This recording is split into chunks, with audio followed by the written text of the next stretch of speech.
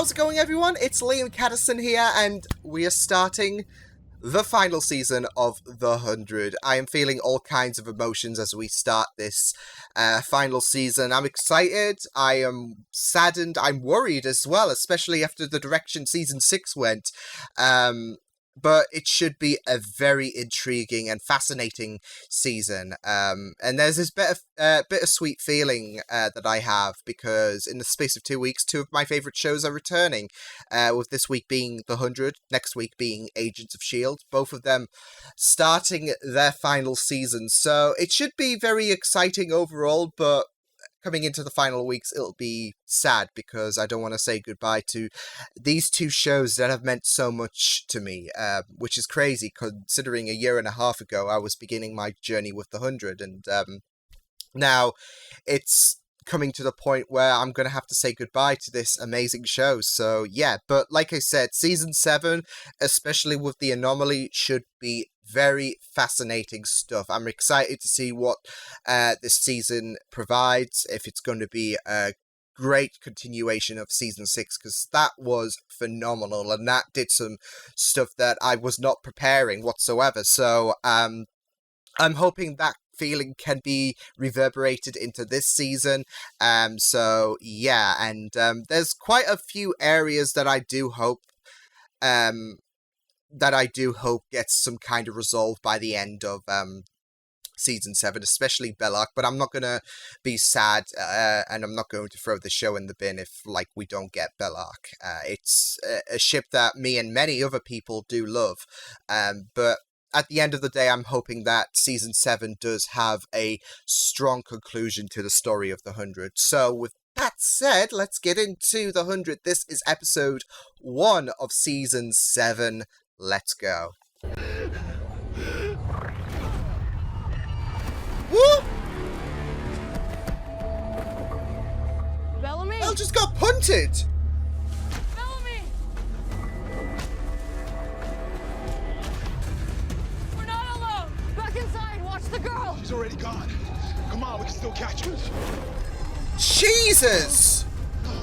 These guys are just getting tossed around like ragdolls. Party. Where's Bellamy? It took him towards the anomaly. No. Time's not behaving. We have to get to him first. Echo, you can't shoot what you can't see. Stop talking. Leave Belle alone. The dog! Yeah, the light ones don't deserve the doggo. I thought maybe you'd like to see our new home. Russell built it for Simone, so she'd have a place that reminded her of the farm she grew up on, back on Earth. We're gonna Full keep of the bombs. dog. Indra can say that she speaks for Hedda, but Maddie is out of it. She finally gets to be a kid. She's a ghost commander, There are so... plenty of rooms for all of us. Hedda, if you don't mind, you're needed elsewhere. That's what is good for We've been Maddie, here a though. day. One of us needs to represent the commander. And I'm hungry.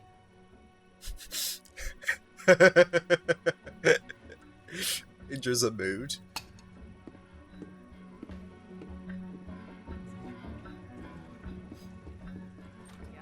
Mothers and daughters.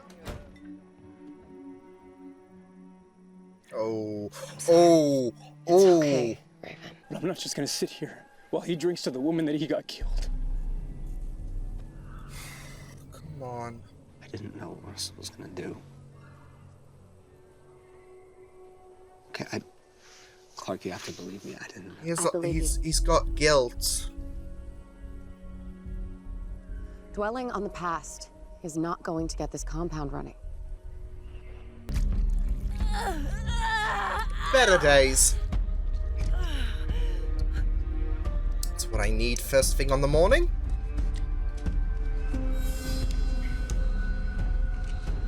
Ooh.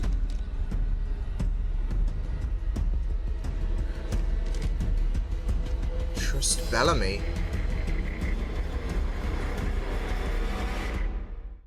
Octavia wrote that message? Too many people. Good thing Allie's not around. There you are. Thank God. James, what is it? The reactor? No, it's Whoa. more explosive than that. What's the matter?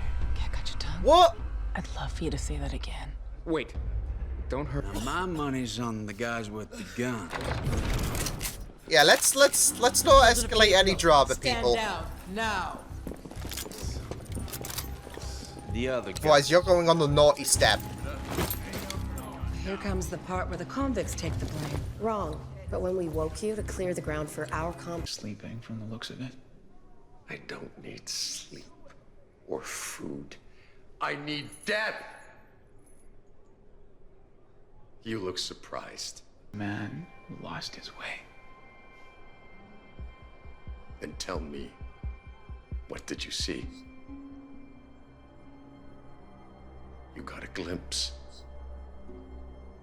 A glimpse? of the truth greater than us all. Yes. No. I don't know. Russell, just keep away. You saw this? You tell us. It's the sound you hear. You said Octavia's name right before you stabbed her. You remembered then. Echo's just ready You to remember slit now. throats. The anomaly was on top of us then. Yeah. And then she lost her memory when it receded, taking Octavia with it. But why just her? Why the memory loss? I told them that Abby could make Nightblood out of bone. You did that to save us all. I helped Josephine convince Abby that she was Clark. Blessed is Daniel. It wasn't your fault. You Blessed didn't is do he. this out of malice. I'm so sorry, my lord. I got this. It's okay. He's clearly Are we just going to, like, have our hearts shatter with Murphy all over again this season? Newsflash, you are Primes. That bad choice has sailed. But if these people actually believe you're Daniel and Kaylee, it may still do us some good. We need to maintain a level of Daniel. of serenity. Why are you protecting the man who killed your mother? Excellent question.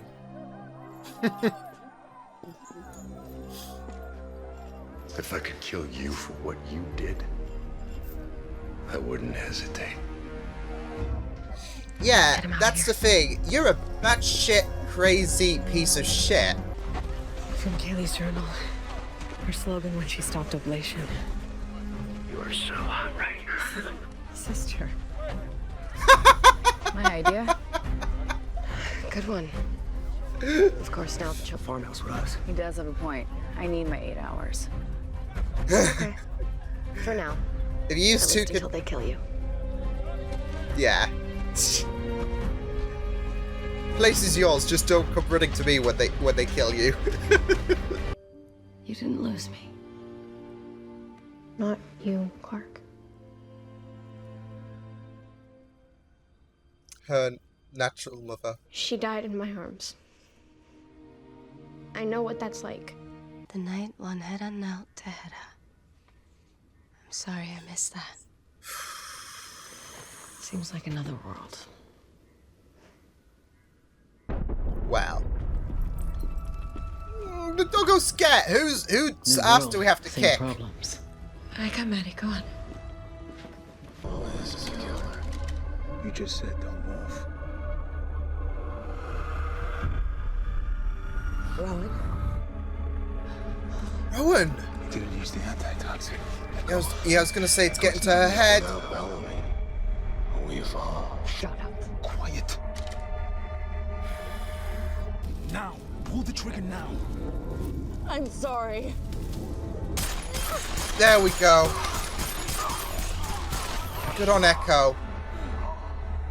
Ooh. It takes a strong resolve when you have two ghosts haunting you. Gabriel. Be captured. What does that mean? Means they can control it. What if it means they're taking Bellamy through and they don't want us to follow? Oh, yeah, I was gonna say. If they've got Bellamy, and if they can control it. Oh, well, this is great. No. Slow down. Echo. We go through together. We're even seconds apart, we could be separated by months. Okay? Yeah. Hold hands, people. Come on. Teamwork.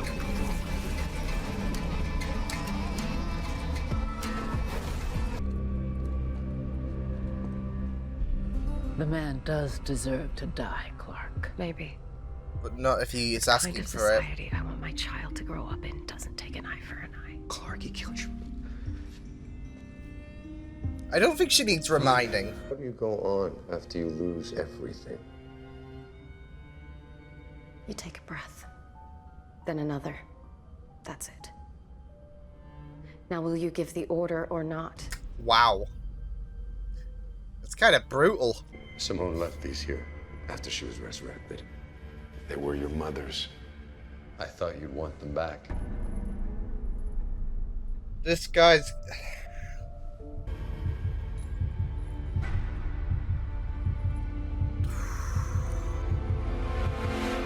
There we go! There we go! He doesn't have to die, but he could take a few black eyes. Holy shit! Come now, Gonfela. I like you. Oh no!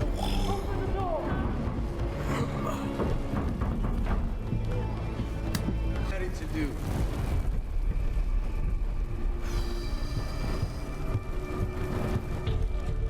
Son of a bitch. We've all made mistakes. Shh, Clark. Tomorrow, Russell Prime dies for his. Oh.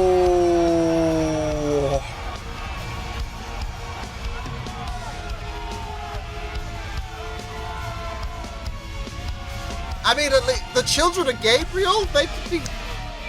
Oh.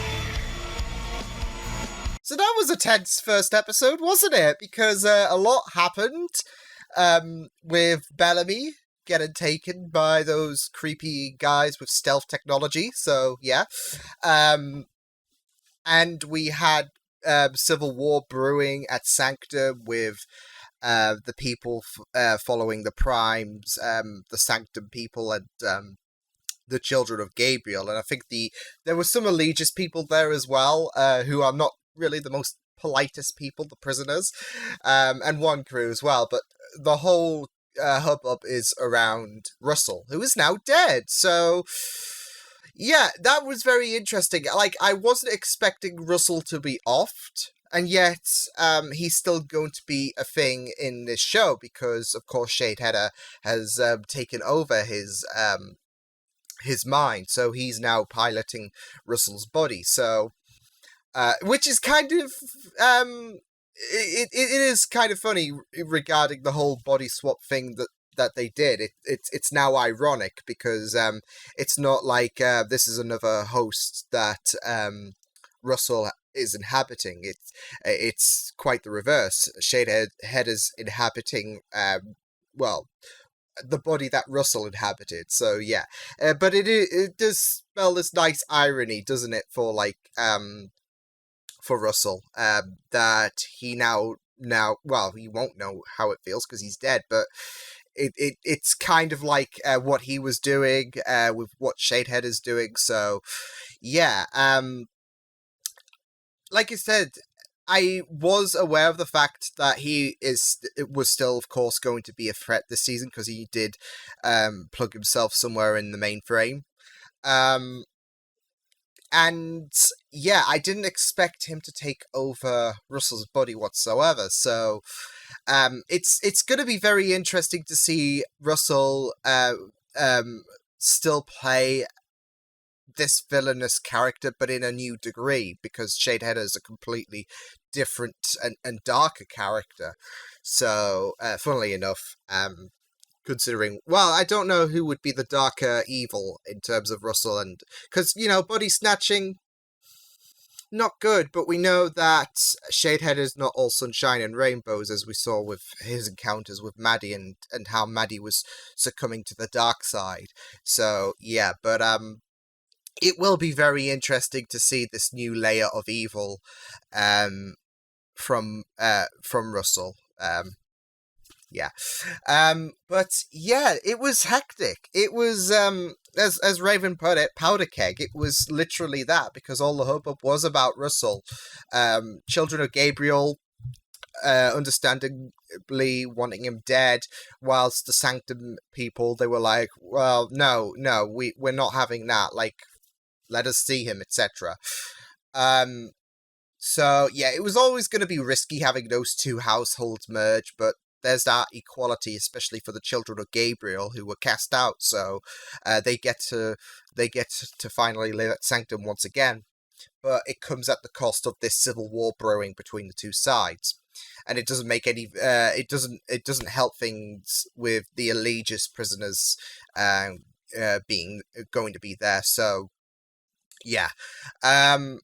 But yeah, it was great to go into Clark's how she was handling it, and like I said at the end, you just had a feeling, or when she snapped, you just had a feeling that she was going to explode. Like, you're bottling up all of these emotions. This is your mother, and yeah, it's inevitable, especially with Russell still alive, that you were going to explode in some capacity. But she was trying to put on that strong front. She was trying to be determined, and she didn't want to expose that vulnerability. But she does have a right to grieve, and that's what Maddie was concerning herself about. And she doesn't want Clark to be that cold towards losing her mother in her mind. Of course, she's trying to put on a brave face to all of us, but Maddie is really concerned about her well-being. And we got a bit of extended backstory with Maddie's past as well, before she met Clark, when she lost her biological mother. So yeah, it's really you being, I guess, the daughter for Clark, you have an understanding to why she's concerned and why she's giving Clark the lecture about, you can open up.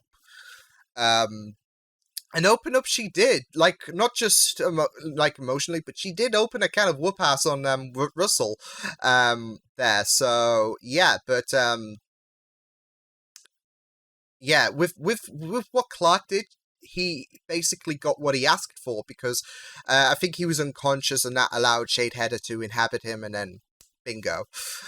So in a sense, Russell got what he was wanting, because now he's dead, because that's it. Shadeheader killed the first incarnation, which would be linked to the mind.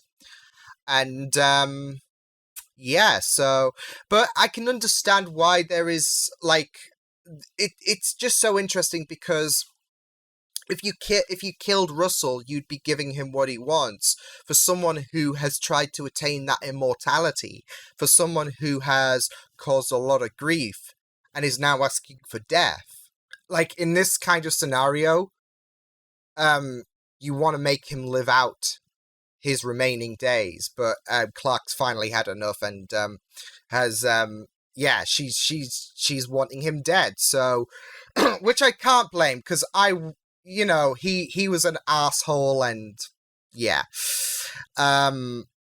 what he did in season season 6, should I say, was absolutely heinous. It was it was just repulsive what he did, and I think we all pretty much disliked him. So yeah, especially with what he did to Abby. So yeah, but like I said, he's now got what he wanted, because Russell's no longer alive. Only Shadeheader exists, speaking through Russell's body. So yeah, in a sense, he got what he wanted. His vessel's still being used like a puppet, but like you said, there's that irony of what he did to all the other people who had Nightblood, who were, I don't know, cleaning up their farm, washing their windows, etc. And then the next thing you know, bam, you're suddenly Russell Lightborn all over again. So there's that irony of what happened to all those innocents who got inhabited by Russell. that's happened to him, with now Shadehead inhabiting Russell and killing off Russell Lightbourne. So yeah. But yeah, I have a feeling that we're going to be dealing with this civil war, especially with Russell. He's not going to die. Even though Clark has sentenced his death, there's going to be some way that Russell's going to escape, or Shadehead, should I say. And this civil war is potentially going to continue brewing. But I feel like the people at Sanctum have been told, your god is going to die, so you have a choice to be a part of the last of humanity or be part of the problem. So we've got this like war between the Gabriel people and the Sanctum people, but they've got to make a choice, especially since this fighting is going to continue to escalate, and Clark wants to shut that down as soon as possible. But it's going to be a tough ask. So, yeah. We also had Murphy feeling a lot of guilt in this episode with what happened to Abby, which, yeah, like last season you had him, because last season you had him having a crisis regarding what would happen to his soul if he died again. And now he's having this crisis regarding what he did to Clark's mother, who he does have massive responsibility for. That feeling is genuine. Even though Jackson was not having any of it, but I think Clark does truly believe that Murphy has tremendous guilt with what happened to Abby, that he's beating himself up.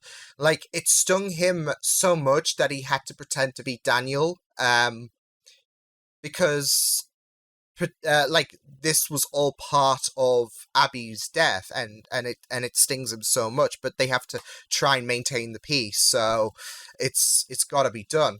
But yeah, I really like where we're potentially going with Murphy's story this season, where we're going to have another like developmental story for him where he's feeling a lot of guilt, and I'm really interested to see the path that Murphy's going down towards. He's just had a very fascinating season. Like, as we're approaching the last season, you get to reflect on characters, etc. And yeah, it's just so interesting thinking about Murphy and how I hated him at first, and now my heart's just breaking for him, because last season he wanted to avoid hell. This season it seemed, I mean, it could all simmer down by the next couple of episodes, who knows, but he's having tremendous guilt regarding Abby. And I feel like Abby's death is going to be a long-lasting impact throughout this season, possibly right until the very end. Understandably so, because she was one of the originals, and yeah. So, and whilst this episode did focus on Clark and how she's trying to put on a brave face, but is basically like a bottle. She's been shooken up, and at some point you're going to open the bottle and it's all going to come out. So that's it. That's Clark right now. All of this reminder about Abby, it keeps building up, and it keeps building up, and she's trying to put on a brave face. But as soon as Russell hands her, like, hands Clark Abby's belongings, that's it. Especially Russell, of all people, who killed Abby. So, yeah, but, yeah, I'm really interested to see Murphy's story throughout this season, but yeah, I really liked his story in this episode, especially with how he finally caved to he realizes he has to take authority to the little civil war that we've got going on at the minute. So yeah, and I'm glad we're getting more Indra as well. I made a little joke that I think this is the most we've seen of like, in one episode, we're getting more of Indra than we have in Season 6, because she was barely there in Season 6, which was sad, but I'm glad that she was involved, especially with keeping things in check. So that was really, really good. But yeah, I'm going to be interested to see how episode 2 does proceed with Shadeheader's inevitable escape, with Clark now opened up about her mother's death. Now she's now that brave face, like that true face, has now surfaced because she was only putting on a front, just to keep things in check, just to be brave, but now she's finally ready to open up, so it will be very interesting to see how things go at Sanctum next episode. But yeah, we also had the anomaly stuff where Bellamy was taken pretty early on, like it wasn't even a minute, and then Bellamy got whammied. So yeah, I think they are going to be, because I've seen a lot of commotion going on social media about Bob and how he was not included with the promotional material. And yeah, I've seen a lot of people speculate, oh, are they going to kill him off this early? When I don't think that would be the case, because the intro credits even said that he was going to be a recurring character. I don't think Henry was credited. I don't know if he was credited in the main intro for season 6, because he was basically a goner with episode 1. Even though he carried on until episode 9, yeah.